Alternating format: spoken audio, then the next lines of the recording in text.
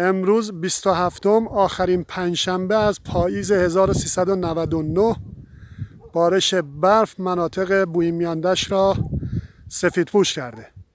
سید داوود موسوی، خبرگزاری صدا و سیما، بویمیاندشت.